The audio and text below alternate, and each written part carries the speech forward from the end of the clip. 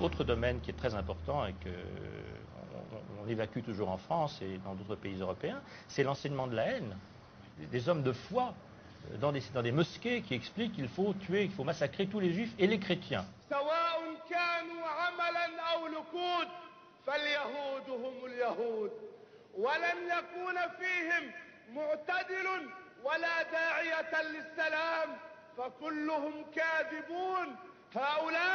هم الذين يجب أن يذبحوا ويجب أن يقتلوا كما قال الله تبارك وتعالى فهذا هو شأن اليهود فلا ترحموا اليهود في أي موقع كان وفي أي موطن قاتلوهم أينما كنتم حيثما ثقفتموهم فاقتلوهم أينما تكونون فاقتلوا أولئك اليهود ومن لف لفهم من الأمريكان ومن وقف معهم فإنهم جميعا في خندق واحد ضد العرب والمسلمين. Il faut bien admettre que ce n'est pas l'enseignement de l'islam en général, mais c'est l'enseignement du nationalisme palestinien. Alors, effrayant, quelque chose d'effrayant. Les enfants vont à l'école, entendent ces choses-là. Vous me direz, oh, il y a d'autres enfants à d'autres époques de l'histoire qui ont entendu des messages complètement pervers et puis finalement ça a été oublié. Malheureusement, là, ça se perpétue de génération en génération, donc il va être extrêmement difficile de neutraliser cet enseignement de la haine. Vous voyez combien de temps il a fallu pour neutraliser, l'a-t-on déjà fait, l'enseignement du mépris du christianisme à l'égard du judaïsme.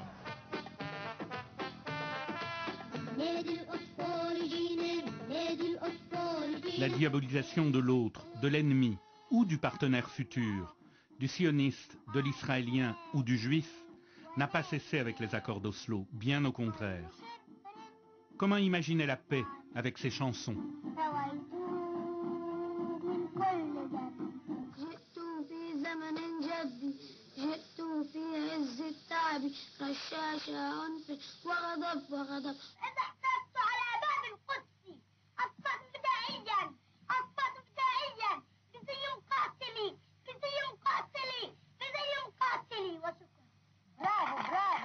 On ne peut pas, bien évidemment, sous-estimer ce que les Palestiniens ont enduré et continuent d'endurer. Et on a envie aussi de parler de ça. Et on a envie, notamment, de parler d'avenir. Bon.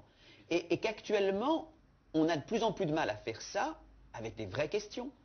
Vous le savez parfaitement, les Palestiniens ont été massacrés par leurs frères arabes. Bon. Moi, je suis de la génération qui a trouvé monstrueux le baiser du roi Hussein de Jordanie à Yasser Arafat après les massacres de Septembre Noir, bon, où les Palestiniens ont été massacrés. Bon, qu'on justifie tout de la part de celui qui souffre, y compris qu'il se conduise comme un bourreau. Ben oui, on sait bien que tout ça est un peu excessif, mais le peuple a tellement souffert que pour s'en sortir, il faut bien que lui aussi passe par une période de barbarie. Ça suffit comme ça aussi de justifier l'injustifiable au nom d'une quelconque souffrance. L'OLP a été créée en 1964. Le premier attentat perpétré et revendiqué par l'OLP date du 1er janvier 1965.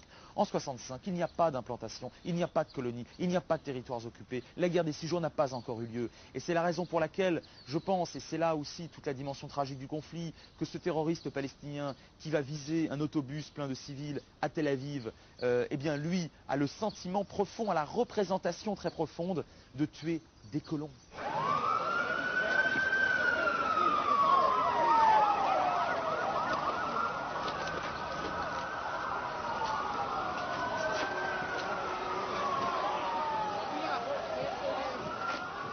La bombe humaine est-elle une arme de lutte pour un peuple opprimé? Est-elle un moyen pour son émancipation? Quelle exaltation nourrit ce geste destructeur et sacrificiel?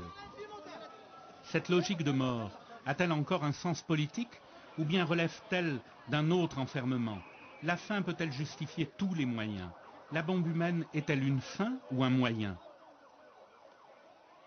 Je me rappelle, une fois, je posais la question à Joschka Fischer, qui est le ministre des Affaires étrangères allemand, quand je lui ai dit, tu luttais pour la cause palestinienne, tu luttais pour la cause d'une nation qui a le droit à avoir une souveraineté, à avoir une solution au problème des réfugiés, à mettre fin à l'occupation militaire. sur tous ces sujets, je suis presque avec toi. Mais est-ce que maintenant, de la perspective de Camp David et de Taba, est-ce que tu t'imagines comme dans les années 60, tu étais en train de te manifester à faveur de El-Aqsa? Toute la question maintenant, c'est une mosquée. Tu t'avais manifesté avec toute une génération de Palestiniens qu'Israël, c'est la seule qui leur donne une solution. Aucun pays arabe ne l'avait fait avant. Aucun pays européen ne l'avait fait avant. Nous l'avons fait. Et maintenant, ce qui reste, c'est l'Aqsa.